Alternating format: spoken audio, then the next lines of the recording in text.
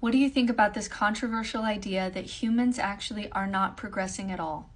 John Gray is a famous British political philosopher, and one of his most famous ideas is that progress is a myth, specifically that it's a myth that we get from monotheism, even when we're doing it in a secular form.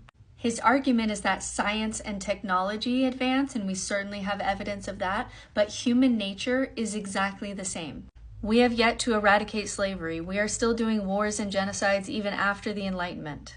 And it's kind of a dark quote, but what do you think about this quote? Humans aren't getting better. We're just getting faster at doing the same things that we've always done, conquering, consuming, and comforting ourselves with stories.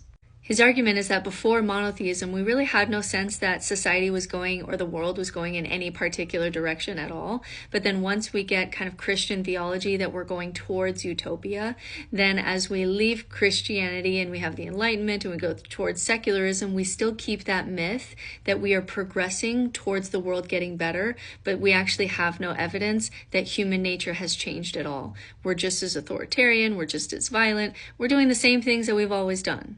So what does he tell us to do with this information if this were true? And he doesn't offer any comfort, any solutions, any calls to action like most thinkers do. What he essentially wants you to do is realize that you need to give up grand ideologies, because whether it's religious or political or scientific, anything that promises that the world's going to be better or promises some kind of utopia or salvation is going to fail, and it's an illusion, and the old king is going to be just like the new king. And so instead, live personally, ethically, and humbly without the illusion that history is going towards utopia in any way.